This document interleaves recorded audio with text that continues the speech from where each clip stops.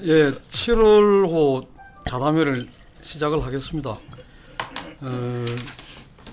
정권 출범하고 지금 이제 한 50일 됐나요? 근데 세월이 상당히 흐른 것 같은 느낌이 들 정도로 많은 일들이 진행이 되고 있는 것 같습니다. 우선은 새 정부 출범과 관련해 가지고 인사 문제, 특히 이제 인사청문회가 진행이 되면서 상당히 전국이 이제 좀 파행도 겪고 우여곡절을 겪고 있는 것 같습니다. 먼저 이 문제부터 좀 이야기를 하죠. 논란이 됐던 강경화 외교장관은 청와대에서 임명을 강행을 했고,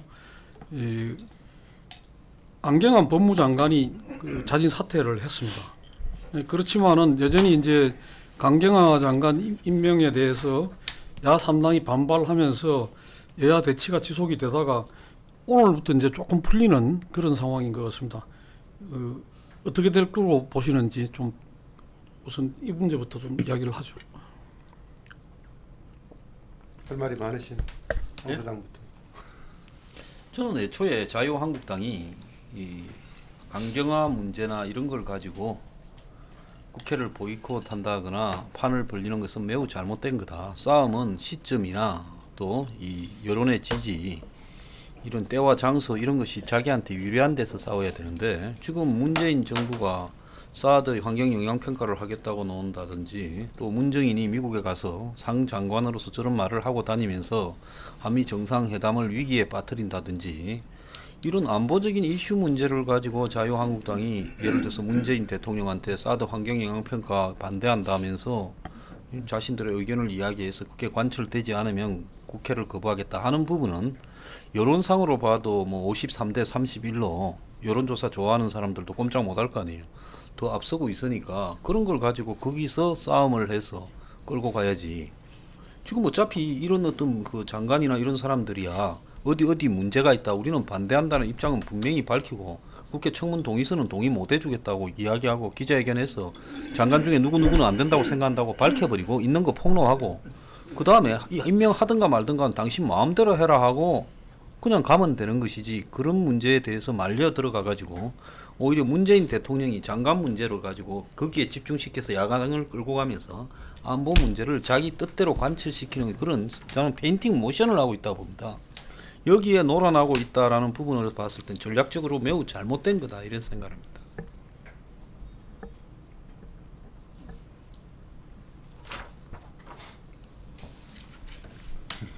왜 말을 안 해? 한 달 동안 얘기거리가 이게 많아서 일단 문재인 정부가 출범하고서 초반에 이제 상당히 잘 나가고 더 국민 지지도도 대단히 이제 높게 나오고 이제 호조의 출발을 이제 보였는데, 이 인사청문회 전국이 전개가 되면서 상당히 좀 이제 어려운 상황에 직면을 한 거로 이제 보입니다. 일단 여러 지명자들 같은 경우가 인사청문회 검증 과정에서 여러 가지 이제 논란거리가 예상하지 못한 그런 것들이 이제 터져 나오기도 했었고, 야당들의 이제 강한 반대 기류, 특히 자유한국당의 거의 이제 무조건적인 이제 반대의 어떤 기조, 이런 것이 이제 또 상당히 이제 어려움을 이제 더해준 거로 이제 보이는데요.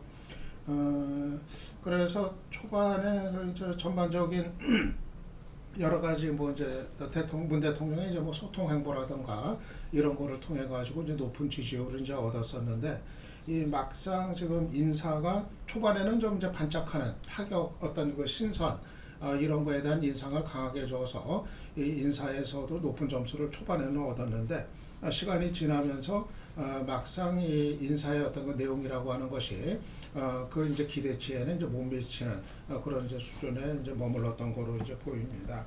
그래서 어떻게 보면은 이제 그 출범 직후에 그런 엄청난 이제 기대 속에서 출발을 했던 분위기, 이거가 이제 어느 정도 이제 조정 국면을 이제 맞고, 이제는 정말 그 여소야대의 어떤 그 환경, 이 속에서 앞으로 이제 국정을 이제 헤쳐나가야 될 이런 이제 상황을 맞았다고 할 수가 있겠는데, 아무튼 이제 예고됐던 이제 상황인데, 문제는 지금 인사청문회 전국이 아주 단단히 이제 꼬여 있었는데, 그런데 이러한 상황이 뭐 일회성으로 지나가는 것이 아니라 앞으로 두고두고 이제 뭐 반복이 될 수 없는 이제 그런 환경이라는 거, 이거를 아마 좀 이제 직시를 하고 또뭐 뒤에 이제 얘기를 또 따로 드리겠습니다만은 그에 맞는 이제 뭐 대책 같은 것이 이제 필요한 거 아닌가 이제 생각이 듭니다. 너무 여러 가지 종합적인 내용이 다 섞여 있는데요. 일단 인사 관련해서 좀 얘기하자면 그렇습니다. 초반에 인사에 있어서는 상당히 뭐 새로운 모습도 국민이 포용하는 그런 모습을 보여줬습니다. 적절했던 인사라는 것은 왜 저 사람이 저기에 갔지라는 의아심을 품는 사람들이 별로 없이 갈만한 사람이 같다라는 거였습니다. 다만 당연히 검증 과정에서 그동안의 경력이라든가 도덕성 관련 문제가 검증될 수밖에 없었겠죠.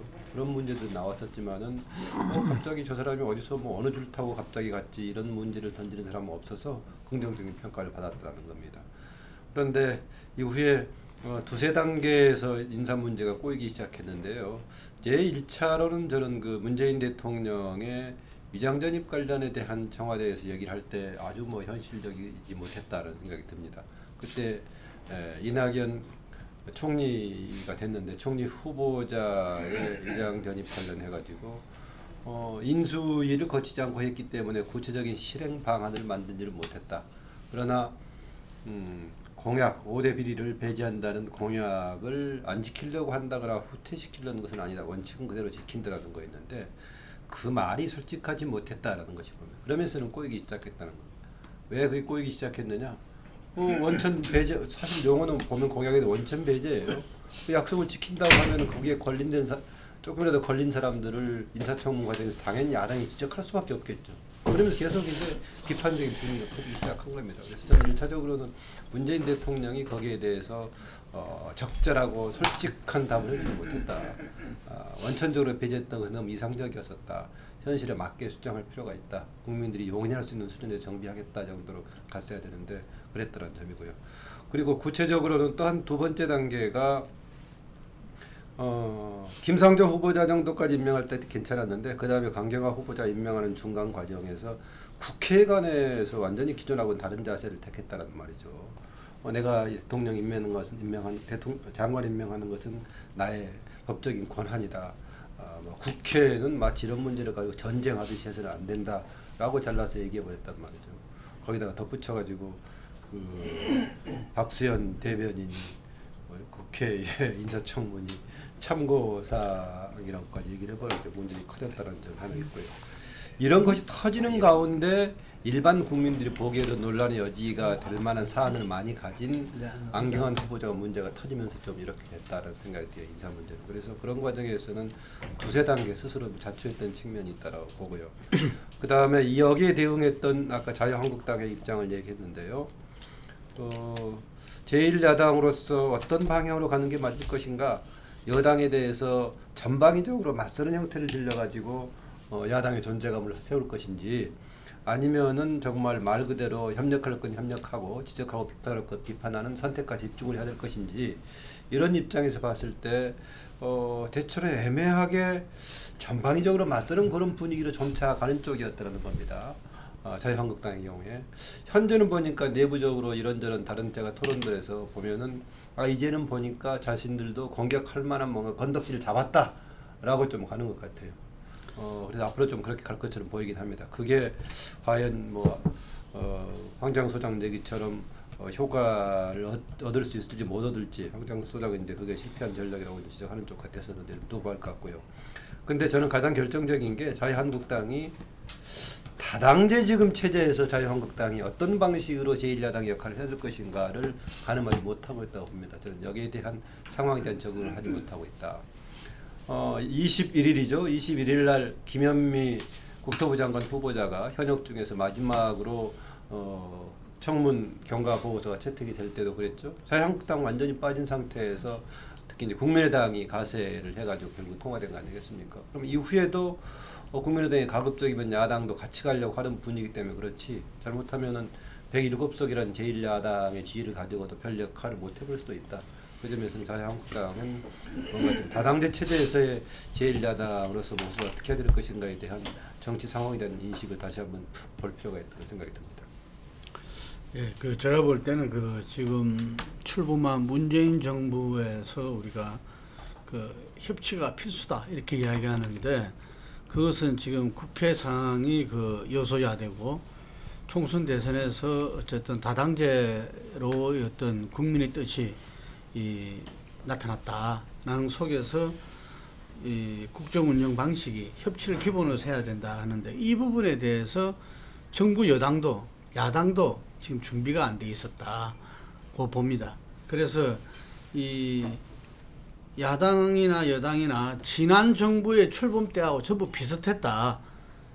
어쨌든 간에 그 야당은 그 대선 실패 이후에 어떤 자기 지지 세력의 어떤 결집을 위해서 또 자기 세력의 어떤 이 활로를 위해서 정부의 어떤 여러 가지 그 제일 먼저가 그 인사 문제겠죠. 부터 그 이렇게 발목 잡기로 이렇게 나가고 또 한편으로는 반대를 위한 반대 방식이 통했던 게 그 지난 정부까지의 어떤 출범할 때 여야가 바뀌었더라도 다 거의 마찬가지였다 이렇게 봅니다. 이 부분들이 저는 여야가 다 바뀌었어야 됐다. 이게 이 여당도 뭔가 어떤 일을 해나가는 데 있어 가지고 문재인 대통령이 처음에 소통해서 굉장히 환호를 받고 했던 게 맨 처음 그 취임식 날 그 야당 당사부터 가서 대표를 먼저 만나고 이런 부분들이 정말 좀 이렇게 이제는 여야가 좀 함께 협치를 하는 시대가 오지 않겠나는 기대감을 줬었는데 실제로 그 이후에 그 진행해 나간 걸 보면은 역시 마찬가지로 야당은 그냥 이렇게 그 반대 세력, 이 발목 잡는 세력, 뭐 그래서 이 더 나아가서 국회 전반에 대해서 어떤 이 박근혜 대통령 가장 큰 문제가 국회 불신에 있지 않았습니까? 이게 그런 부분까지도 표현되는 이런 상황에 왔다. 그 야당은 더 이 말할 것도 없었고 야당도 그 현재 교섭단체 야 3당이 서로 각자가 어떤 조금씩 어떤 스탠스가 다름에 따라 가지고 오히려 전국이 좀 이렇게 그 이 협치로 풀리는 것이 아니라 오히려 뒤엉켜 버리는 이런 상황으로 그 왔다. 그래서 이 앞으로가 상당히 저는 문제라고 봅니다. 지금 이렇게 한 달, 한 10일 정도 이렇게 지났는데 앞으로가 이 국정 현안 하나하나에서 만약에 지금처럼 그 정부 여당과 야당이 일들을 갖다 처리한다면은 아무것도 제대로 이렇게 진척되고 해결되고 이 나가는 게 어려울 수 있다. 그래서 차제의 어떤 이 협치에 대해서 정부 여당과 그 야당이 한번 제대로 자기들의 어떤 평가를 하고 그 속에서 정말 새롭게 이 잡아야 되지 않나 이래 봅니다. 전국이 뭐 이렇게 지금 시작부터 꼬여가고 있는 거에 대한 책임이 지금 뭐 김능구 대표 얘기대로 뭐 이제 청와대 그리고 이제 야당 뭐 이렇게 공이 뭐 책임이 있다 얘기를 할 수가 있을 것 같은데요. 글쎄 이제 뭐 자유한국당 제1야당의 책임 부분은 또 이제 상당히 좀 명확한 것 같아요. 특별히 뭐 논쟁의 여지가 이제 없이 좀 제1야당으로서 좀 갖춰야 될 어떤 그 합리적인 비판, 합리적인 견제, 합리성을 이제 좀 상실을 하고 거의 뭐 좀 이제 묻지마 반대식으로 좀 일관을 하는 이제 모습 이런 것이 더군다나 뭐 좀 이제 색깔론까지도 이제 걸핏하면 지금 들고 나오는 이러한 어떤 그 행태 같은 게 정말 어떤 국민의 지지의 폭을 넓힐 수 있는 그런 공감을 만들어낼 수 있을지 근본적으로 이제 의문이 들고요. 그래서 자유한국당의 그런 좀 무조건적인 어떤 반대 노선이 지금 전국을 꼬이는데 상당한 이제 큰 책임이 있다 짚을 수 있을 것 같고 아마 그거는 특별히 이 보수적인 어떤 그 층이라 하더라도 특별히 이견을 달지 않는 분위기인 것 같아요. 그런데 이제 동시에 저는 지금 이제 문재인 정부의 또 이 책임 문제 어떻게 보면 지금 전반적인 이 상황 어차피 이제 자유한국당의 그런 이제 노선은 어느 정도 좀 예상이 이제 됐었던 거기 때문에 사실은 문제를 꼬여 있는 거를 풀어갈 수 있는 열쇠는 또 문재인 정부한테 있는 부분이 대단히 이제 크다 이제 생각을 하는데 그렇게 보면은 저는 문재인 정부가 좀 상당히 지금 여소야대의 환경을 대단히 좀 안이하게 지금 인식을 하고 있는 거 아닌가 이제 생각이 듭니다. 지금의 상황이 뭐 이미 충분히 예고가 됐었던 상황인데 이게 눈앞에 지금 그런 이제 상황이 이제 벌어지고 있는 건데 저는 문재인 정부가 출범한 이후에도 이 어떤 그 협치의 어떤 좀 큰 그림을 그릴 수 있는 이 무엇을 좀 진지하게 생각 안 했던 것 같다 하는 그런 좀 지적을 이제 하고 싶고 단적으로 뭐 인사 문제만 하더라도 너무 이거를 정말 문재인 대통령의 그 선대위 멤버들 그 자문그룹 이거 중심으로만 그러니까 철저하게 어떻게 보면 민주당만 가지고 문재인 정부를 운영하겠다는 메시지로 해석이 되는 이런 면들이 있었다고 이제 생각이 이제 되고요. 그래서 저는 지금 이게 뭐 당장 야당을 뭐 비판한다고 해결될 수 있는 건 아무것도 없다고 생각을 하거든요. 아무리 비판해도 뭐 지금 그거에 뭐 야당이 겁을 먹고서 뭐 말을 들을 것도 아니고 어차피 이 상황은 이제 계속하게 돼 있는 건데 그렇다고 하면은 문재인 정부가 이 야당들이 협조할 수 있는 명분을 좀 제시를 하는 거 오히려 거기에 열쇠가 또 상당 부분 달려 있는 거 아닌가 생각이 들고 그리고 특히 중요한 거는 저는 바른정당하고 국민의당 특히 국민의당을 자유한국당하고 분리를 시켜가지고 이 협치의 그 틀 속에 180석의 확보를 위해 가지고 이 바른정당하고 국민의당 특히 국민의당을 어떻게든 끌어들이는 거 이것이 대단히 이제 중요한 과제 아닌가 이제 생각이 드는데 그 정도 놓고 보면은 문재인 정부가 출범 이후 보면은 별로 그렇게 관심이 없었던 것 같아요. 오히려 국민의당 쪽에서는 처음에 좀 신호를 보냈던 것 같은데 무슨 뭐 연정에 또 협약 뭐 얘기도 꺼내고 뭐 여러 가지 했는데 뭐 오히려 좀 청와대 쪽에서 좀 무시하는 분위기가 있고 그래서 어떻게 보면 지금 절박하게 끌어들여야 될 그 상대들을 그래가 그냥 덤덤하게 무관심한 그런 상대로 분리를 해가지고 이 상황을 더 지금 어렵게 가져가고 있는 거 아닌가 좀 생각이 듭니다. 저는 문재인 정부가 박근혜 전 대통령과 대비되는 일을 하면서 뭐 이 대통령이 청와대로 야당의 대표들을 불러서 만나고 소통 탈거니 행보를 보이고 이래서 이제 이런 것들이 마치 그것으로서 모든 것이 해결될 것처럼 생각을 해서는 안 된다 이래 봅니다. 궁극적으로 형식적으로 소통하는 모습을 보이면서 실질적으로는 소통이 아니라 밀어붙이기 식으로 가고 있어요. 거기는 나만이 옳다라는 과거 노무현 정권 때의 어떤 이 절대적 그 독선 우리는 항상 옳고 바르다 이런 것들이 지금 배경에 깔려 있다고 보는데 저는 이런 식으로 국회를 왜 이러지? 한박자 시세. 계속 할 거예요. 이런 식으로 국회를 끌고 가면 아니 국회는 그러면 국민에 의해서 선출된 권력이 아닙니까? 옛날 노무현 전 대통령이 탄핵될 때 이렇게 이야기를 했어요. 부패한 국회의원들이 어떻게 국민이 뽑은 대통령을 탄핵하느냐. 그 말이 잘못된 거죠. 국회는 부패하다라고 가정을 하고 국회도 선출된 권력입니다.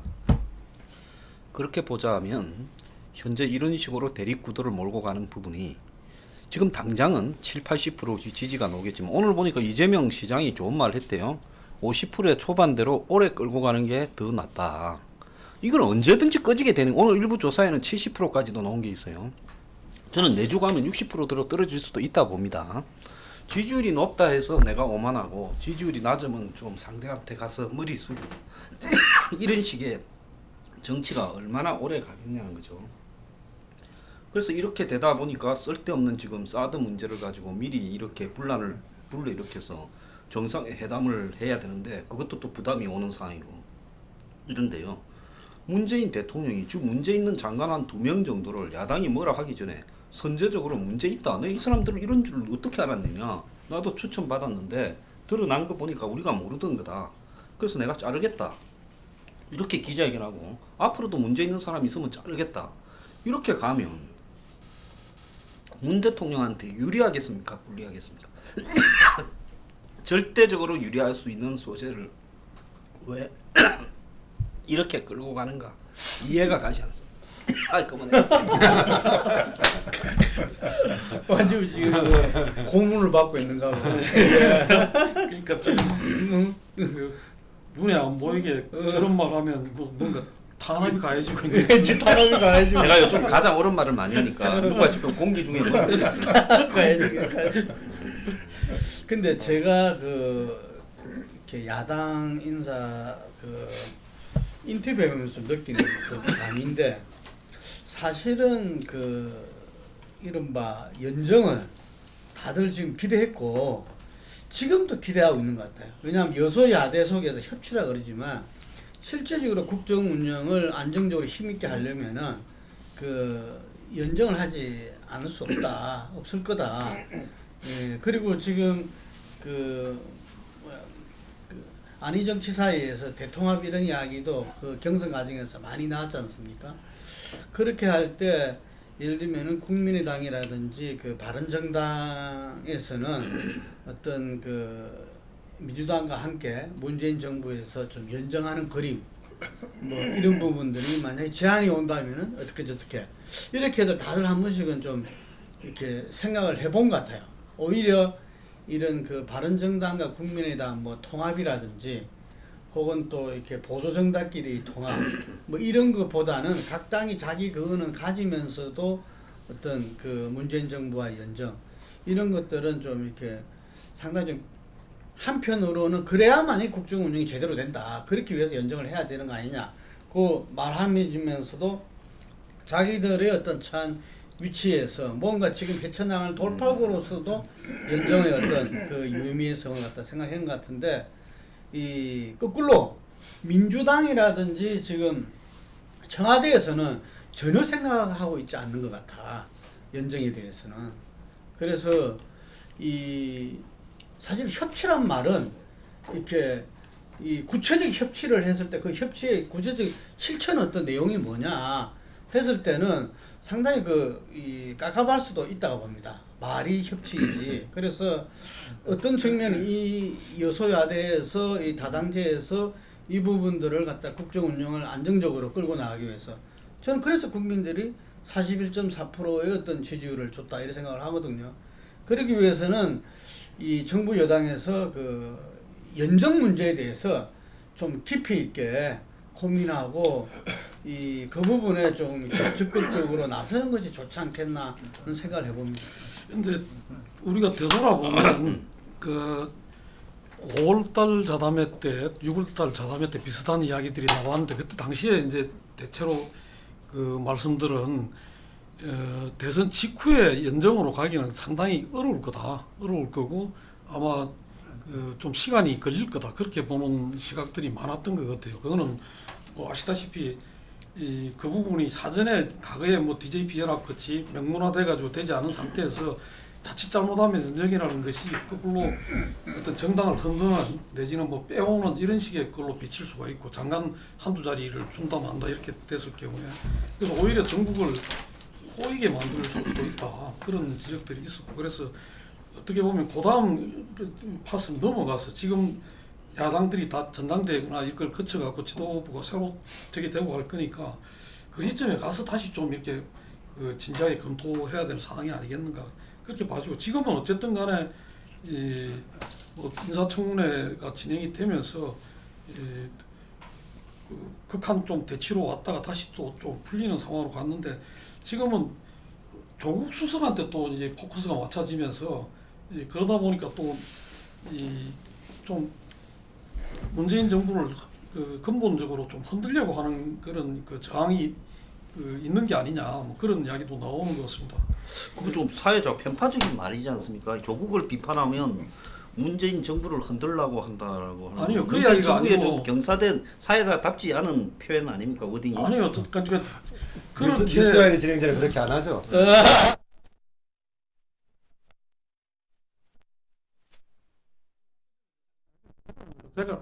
제가 제 나를 이야기하는 게 아니고 제가 오늘 좀 민감한 날이라. 조국 수석 좀 얘기하기는 협치도 좀 얘기를 좀 드릴게요. 현재 우리 앞부분 논의에서 정부 여당의 아쉬운 점에 얘기가 좀 집중될 수밖에 없어요. 왜냐하면은 지금 현재 무슨 뭐 자유한국당한테 전국에 뭘 기대는 것도 아니고 결국은 주도권은 뭐 문재인 대통령과 여당에 있는 것이기 때문에 결국은 비판적인 지적은 그쪽을 향해서 나올 수밖에 없어서 뭐 경우에 따라서는 이 사람 저 사람이다 성토하는 분위기가 될 소지도 있긴 한데요. 그럼에도 그렇습니다. 협치라고 했을 때 서로 같이 협력하면서 다스리는 게 되겠지만은 주체는 결국은 집권 세력 아니겠습니까? 집권 세력이 협력하면서 다스리려면은 몇 가지가 돼야겠죠. 하나는 기본적으로는 야당의 뜻을 같이 상당히 겸허하게 접수해서 가겠다라는 그런 자세가 있어야겠고, 또 구체적으로는 그 다음 단계에서 뜻을 받아들이는 게 있어야 할 것인데, 첫 번째 단계는 일정하게 됐던 것 같습니다. 문재인 대통령 새로 시작하면서 정말 낮은 자세 보이고 소통하겠다 해서 상당히 환영을 받았죠. 그게 지금의 지지 기반이 됐고요. 그런데 그 다음에 협치에 대한 책임이 집권 세력한테 있는데, 협치는 야당이 협력해야 될 의무가 있는 것처럼 얘기를 했단 말이죠. 그 점은 접근을 그때부터 어긋나기 시작했다는 겁니다. 당연히 물론 야당이 협력을 해줘야겠지만은 어떤 점에서 예전하고는 다르게 야당의 뜻을 받아서 이번에 문재인 정부는 국정을 운영하려고 한다는 걸 보여줘야 되는데 그게 없었다. 그게 처음 갈등 나오자마자 바로 이제 국회 책임론으로 이제 가버렸으니까 그런 문제가 있다 생각이 들고요. 조국 관련된 것은 구체적으로 인사 문제가 불거지다 보니까 거기에 대한 고리가 민정수석이 고리가 됐었고, 또 하나는 진행자가 지적했다시피 일정하게 과거에 코드 인사들 비슷하게 분류를 했을 때 대표적으로 지금 이제 문재인 정부에서 그 그룹에 속하는 사람으로 분류가 되죠. 실제로 그동안의 행보도 그랬고, 또 대선 과정에서 SNS를 통해서 활동했던 걸 그랬고요. 그래서 그쪽 부분으로 간다라고 보고요. 그 점에서는 협치가 잘 되고 있다면은 누가 SNS한테 그런 글을 쓰기도 했던데, 청와대 진영에서는 누가 오히려 주목을 받아야 되느냐? 정무수석이 아마 주목을 받아야 맞을 겁니다. 그런데 대신에 지금 민정수석이 주목을 받고 있다는 것은 상황이 초반에 제대로 국정 운영이 제대로 안 되고 있다는 것을 보이고 있다는 생각이 들고요. 또 하나 계속 지금 상황이 저는 안 좋게 보는 것 중에 하나가 문재인 정부의 불안 요소가 뭐냐? 문재인 대통령 빼놓고는 적극적인 지지층은 과거에 가지고 있었던 그런 태도를 계속 가지고 있다. 특히 SNS를 중심으로 강하게 활동하는 사람들, 아까 황 소장이 좀 지적했던 부분이기도 한데요. 즉 진리 독점의 사고랄까, 정의 독점의 사고가 나머지를 배타적으로 보는 거죠. 그건 문재인 정부가 새로 들어섰을 때는 그것으로부터 완전히 벗어난 태도를 보였기 때문에 완전히 호응받았던 거 아니겠습니까?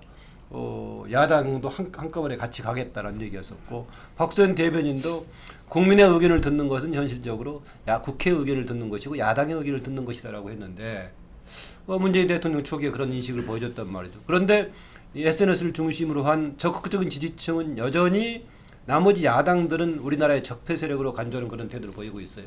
만약에 이후에 거기에 호응하는 방향으로 간다면은 전 일찍이 과거 형태로 되돌아가가지고 좀 비교적 조기에 문재인 정부가 불안해질 수도 있다는 생각입니다.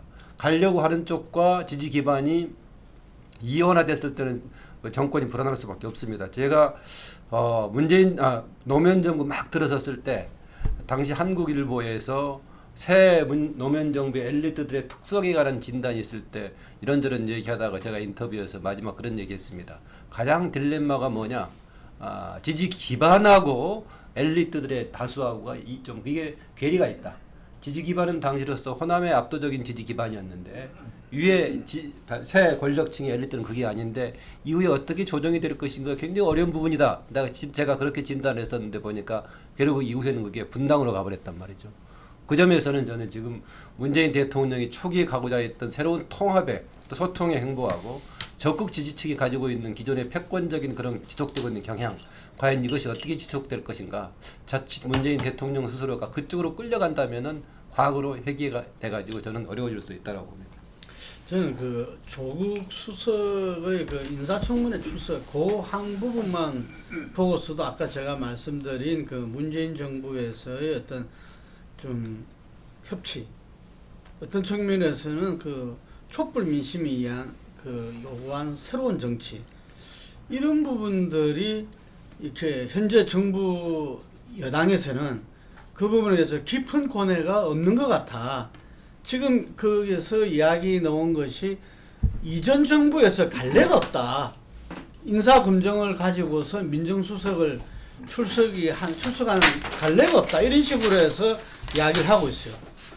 아니 기존의 우리 정치는 오히려 많은 부분이 구태 정치로서 이 극복돼야 될 그 모습들이 많은데 그 갈래를 들어서 저는 그것은 굉장히 잘못됐다고 보거든요. 예를 들면 이 인사검증에 문제가 있다. 그럼 인사검증팀의 어떤 책임자인 민정수석이 나와서 얼마든지 여차저차하다고 이야기를 할 수 있고 그게 야당이 문제 제기를 하면 거기에 대해서 자기가 해명을 하고 예를 들면은 책임질 리 있으면 책임을 지는 것이 항상 공직자이고 그런 거죠. 그게 아니고 오해가 있었다든지 그 오해를 불식시킴에 의해서 국민들도 그 안심시키고 이 정부와 국민들 간의 그 신뢰는 그렇게 저는 형성되는 거다. 그게 대의민주주의에서 국민의 불만이나 비판을 갖다가 야당의 목소리를 통해서 이 전달되지는 거고 그런 부분들이 이루어져야 되는데 이번에 이 조국 수석도 말한 대로 그것을 뭐 정권 보위 차원에서 예를 들면은 어떤 야당의 지금 이 정권 허물기에 대한 대응 차원에서 한다든지 이전에 다 그랬어요. 그 부분을. 그래서 우병우 수석도 결국 출석하지 않았고. 그래서 그런 부분에서 저는 정부 여당이 이 사고의 일대 쇄신을 해야 되는데 여전히 지금 이제 과거의 어떤 정치 행태에 머물러 있다. 이게 가장 큰 문제라고 합니다. 일단 그 조국이 자기가 서울대로 올 때 한때는 서울대 법대 은사이기도 했고 또 자기가 서울대 올 때 같은 과 교수가 서울대 오는 교수에 대해서 심사도 했지 않습니까? 그리고 지금 회사 학교 동료기도 했던 사람에 대해서 그 사람의 어떤 과거의 기록에 대한 검증에 있어서 결혼 서류를 위조했다라는 부분은 그건 기본적인 거죠. 지금도 장관을 임명할 때 장관한테 이 질문 조항이 있는 걸로 알고 있습니다. 한국도. 미국에는 한 300가지가 된다고 했고 한국에도 사생활과 관련되거나 여러 가지 질문에 대해서 묻는 부분이 있을 거라고 보는데요. 그러면 당사자 대답 외에는 그러면 검증하는 어떤 방법이 없느냐? 있지요. 뒤질 거 싹 다 뒤지요. 저도 그 인사 검증 서류 동의도 하고 검증도 받아봤는데 싹 다 뒤집니다. 싹 다 틀어요. 통장까지. 그러면 그렇게 충분히 하고 임명을 했을 건데 그럼에도 불구하고 이 도장을 위조해서 허위로 결혼식을 했다고 신고했고 그것이 사회적 무리를 빚은 부분이 나오지 않았다. 내지는 아들이 그 퇴학당할 뻔했는데 편지로 그렇게 된 다음에 그래서 서울대에 뭐 이렇게 학종으로 수시로 들어갔다. 이런 부분은 중대한 그런 사유일 수 있는데요. 이게 잘못되었으면 변명의 여지가 없이 국회에 가서 잘못했다. 우리도 이래서 우리가 의도적으로 내가 그걸 이렇게 감추어주거나 그 사람하고의 관계 때문에 이렇게 해준 것은 아니다라고 해명을 하는 것이요. 그건 지극히 당연한 행태라고 봅니다. 이 정권이 과거에 이 박근혜 정권을 갖다가 이 부패한 정권이다, 무능한 정권이라고 비판하면서 협치를 주장하면서 촛불 정신 입에 달고 살잖아요. 그럼 촛불 정신은 뭡니까? 옛날에 다른 사람들이 했던 잘못을 인정하지 않는 거를 그걸 인정할 수 있는 것이 촛불 정신이죠. 저기 진행자 표정 좀 봐가면서. 진행자가 왜 제가 말하는데 표정이 불쾌합니까?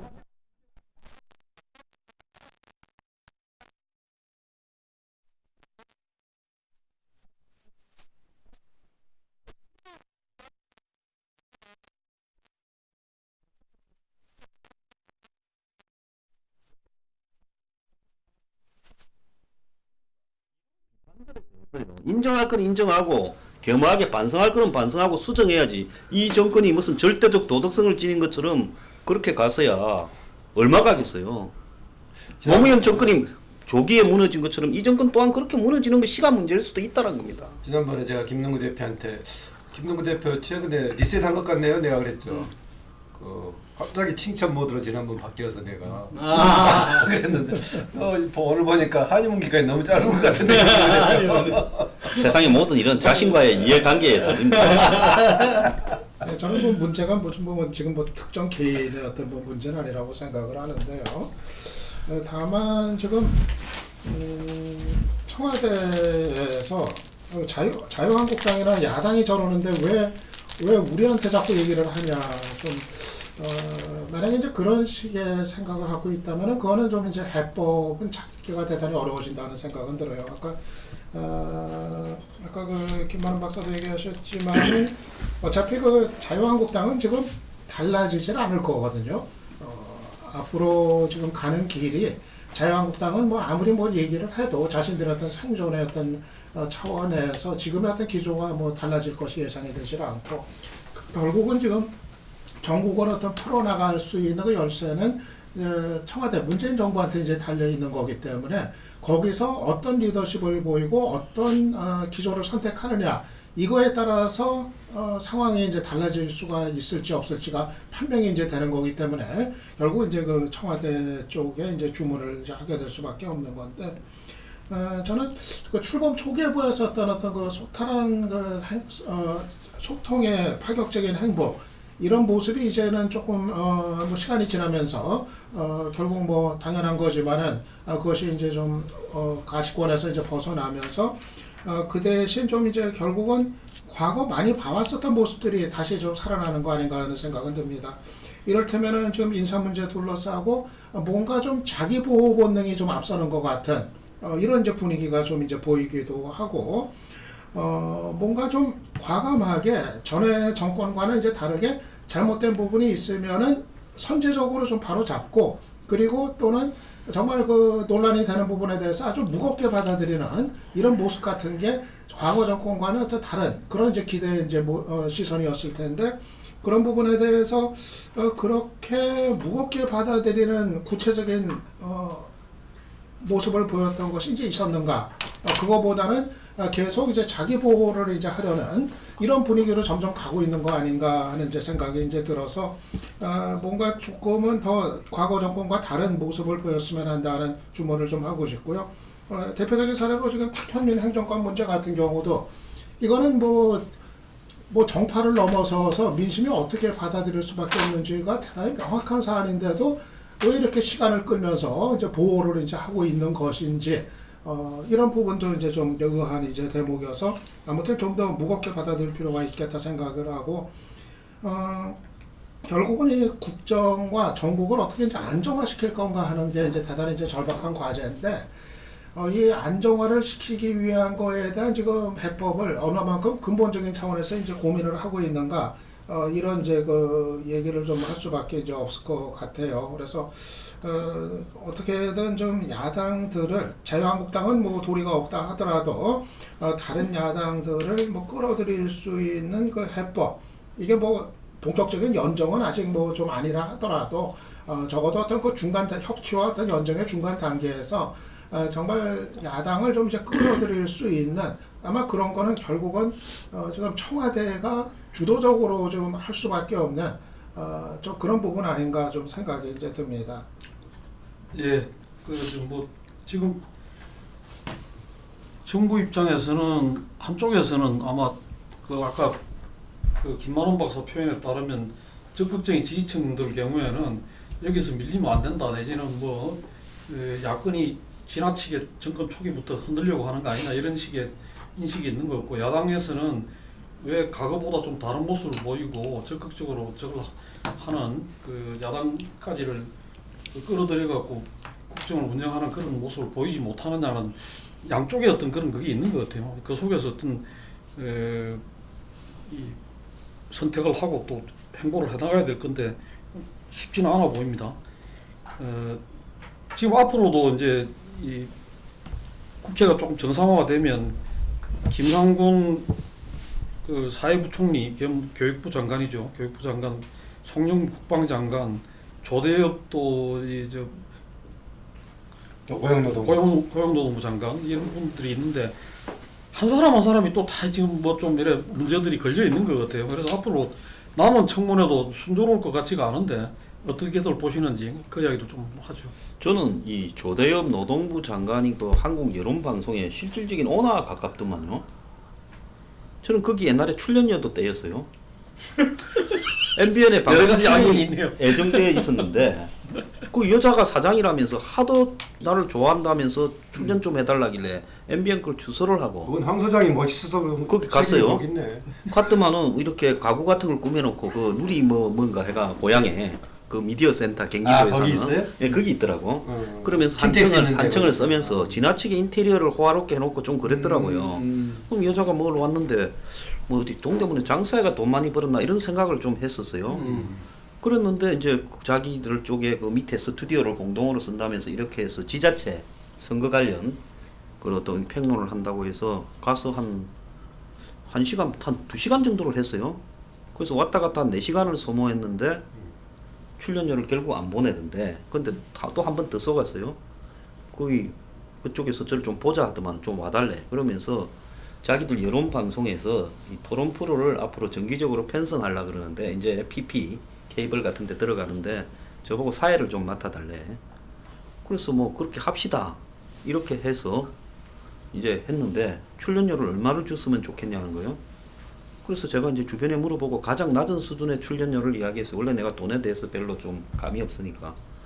그랬더만은 그 뒤에 연락이 안 와요. 그래서 그것 때문에 한 2번 더 갔어요. 그래서 결국은 내가 거기 출연료를 떼먹혔는데 나중에 보니까 지금 그 회사의 직원들이 3천만 원인가 임금까지 떼먹었다는 거 아닙니까? 근데 조대엽이가 거기에 보니까 사실상의 오너더만요. 거의 그 저기 A씨인가 하는 여자가 그 여자가 아마 대표일 거예요. 고대에 나왔다는. 그 여자가 51중 가지고 있고 뭐 리서치 21이라는 그 여론 회사에 숨겨놨지만은 결국 조대엽이가 49중 갖고 있는 이런 구도란 말입니다. 그러면 실질적인 거기에 이 공동 주인인데 그런 일이 발생했는데 어떻게 노동부 장관이 되겠어요? 임금 체불하고 출연료 떼먹는 사람이? 그러니까 이건 치명적인 사유가 발생한 부분이라고 봐요. 그게 많고 적고를 떠나가. 그래서 그 방송이 좀 이상하게 운영되다가 올 초에 문을 닫았지 않습니까? 실제로 케이블 TV나 무슨 스카이라이프 같은데 PP로서 다 나갔었잖아요. 그러면서 문을 닫으면서 임금 체불을 해서 지금 고발이 되어 있는데 그런 부분들을 가지고 노동부 장관을 갈고 가겠다. 이건 고집이 아니라 그게 말이 되냐라는 거죠. 그런 어떤 부분으로 봤을 때 또 송영무 같은 경우에 방산 비리를 덮게 했는가 하는 부분은 그건 본질적인 부분 아닌가. 문재인 정권이 가지고 가자 하는 어떤 색깔이 방산 비리 척결이 주요 지금 적폐청산의 하나의 계기잖아요. 그래서 이런 어떤 부분에 연루된 사람들은 문재인 정부가 자진 정리하는 게 저는 맞다고 보고 이걸 오래 끌고 가면요. 설사 그 사람들을 이렇게 장관으로 앉혀서 끌고 가는 부분에 대해서 한간에는 이런 이야기도 합니다. 외교안보 통일 분야에는 이 문정인이 상장관이라서 일부러 좀 이렇게 레벨이 좀 떨어지는 실무형 인물들을 배치해서 약체화시키고 있는 거 아니냐 이런 이야기까지도 나오고 있어요. 그래서 옛날에 박근혜 정부에서 장관을 임명하는 사람 중에 보면 도저히 어떻게 저런 여자가 장관을 할까 싶은 사람이 장관이 됐는데 그 이후에 벌어졌던 일들을 한번 보세요. 그 사람이 장관을 수행하는 내내 국민들의 우스갯거리가 되었고 그래도 재수 조화가 세월호 가라앉기 전에 집에 가더만요. 그런데 이런 부분을 바라봤을 때 오히려 빨리 정리하는 게 낫지 끌고 가면 끌고 갈수록 나중에 정권에 한마디로 누더기처럼 될 수 있는 비판의 소지 화근이라고 저는 보고 있습니다. 그 우리가 지난 대선 때 그 가짜 뉴스 이 부분이 상당히 문제가 되고 그러면서 팩트 체크라는 게 상당히 그 국민들 사이에 좀 알려지서 됐어요. 그래서 어떤 이게 긴지 아닌지 사실인지 아닌지를 정확하게 좀 객관적으로 검증하는 게 필요하다 이런 이야기가 있습니다. 지금 인사청문회에서 여러 가지 그 문제 제기되는 부분들에 대해서 제 생각에는 그 부분을 제대로 해명을 하지 않다가 그 청문회에서 자기 주장만 하고 그러고 난 다음에 그 보고서가 채택되든 안 되든 어떤 국민의 그 마지막 결론은 국민의 뜻이다 해서 여론조사 지지율을 이유로 임명을 강행한다든지 하는 모습들을 보고 상당히 그 안타깝게 봤어요. 예를 들자면 지금 이야기했던 그런 문제, 이 한국 여론방송의 조대엽 후보자가 사실상 오너다. 이 부분도 객관적으로 팩트 체크가 돼야 된다는 이야기죠. 예를 들면 이 사람이 사실상 자기가 지분을 많이 가지고 있는 회사에서 임금 체납을 갖다가 그렇게 했다. 만약에 이게 다 팩트라면은 고용노동부 장관 후보자로서 결격 사유가 분명한 거죠.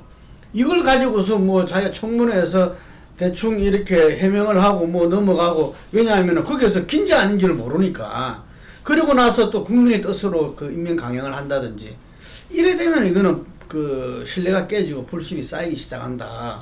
송영무 후보자도 마찬가지고, 지금 이야기된 게 어떤 그 아까 말한 대로 방산비리 척결이 해야 될 일인데 그 비리 수사를 갖다 축소 지시했다든지 셀프 수사를 하도록 국방부에서 해군으로 갖고 왔다든지, 이게 만약에 팩트라면은 자기가 또 그 방산에 대해서 고문료로 자문료로 엄청난 돈을 받았다든지 뭐 이런 부분들이, 저는 팩트 체크가 인사검증팀 청와대에서 우선적으로 이루어져야 된다. 거기는 온갖 그걸 조사하고 할 수 있는 이 공권력을 가진 데잖아요. 또 그것이 의무고, 예를 들면은. 그래서 그런 부분들에 대해서 어떤 면에서는 후보자 어떤 이 내정했다고 발표로 끝나는 게 아니고, 그때까지 만약에 발견하지 못한 문제가 여러 군데서 제기됐다면 그걸 또 다시 이 인사검증을 해서 그 부분들에 대해서 뭐 내밀하게 해도 된다고 봐요. 후보하고. 그러면 후보가 그것이 팩트로 나타났을 때는 그 후보가 자기가 뭐 내정 철회를 하든 사퇴를 하든 이런 식으로 뭔가 진행을 대세하지, 일단 내정하면 그냥 이렇게 밀고 나가려고 그러고, 그러다 보니까 그 야당도 그냥 발목 야당 소리나 듣는 거고 이런 거거든요.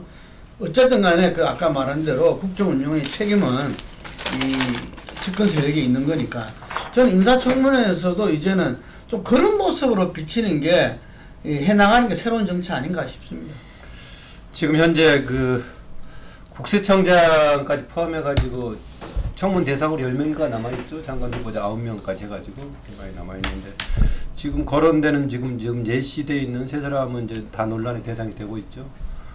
지금 지적한 대로 김능구 대표가 지적한 대로 청와대가 국회에다가 인사청문 요청서 넘긴 이후에라도 국회에서 요구하면은 관련 그 팩트 관련된 부분을 청와대 협조해서 증명해주는 절차가 필요하다는 것 참 적극적으로 고려해 볼 아마 제도 같기도 합니다.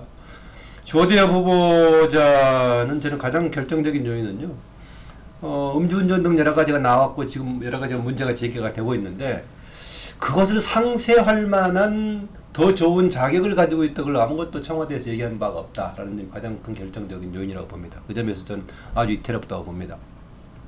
뭐 기본적으로 아까 말했던 임금체불 관련해 직접적인 책임이 있는 것이라면 아예 논의할 필요도 없다는 것도 맞는 말이기도 하고요. 그런데 전에 그 강경화 위장법입 관련된 부분에 대해 사전에 밝혔어요. 그럼에도 불구하고 임명돼야 되는 다른 장점들을 여러 가지 얘기했단 말이죠. 뭐 여성으로서의 새롭게 처음으로 유리 전쟁을 깨는 사례, 또 그동안에 국제 무대에서 활동했던 경험, 또 다른 평가 고려해서 그럼에도 불구하고 임명에서 꼭 필요하다라고 했는데, 조대엽 후보자는 그런 게 없단 말이죠. 고대 노동대학원장 하나밖에 없는데 그것도 일반 그 사회학 하는 교수 정도인데, 전공 영역의 부분도 그렇고 다른 장점도 제시하지 않은 가운데 하자가 드러났기 때문에 저는 쉽지 않을 거다라고 봅니다.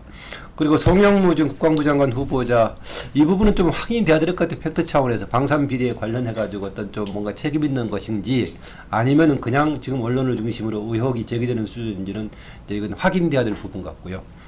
대신 그 10억 정도에 해당 과연 용인할 수 있는 수준인지 아닌지는 좀 평가가 있을 거라고 봅니다. 왜냐하면 전에 안대희 후보자, 당시 총리 후보자도 뭐 20억 가까운 돈을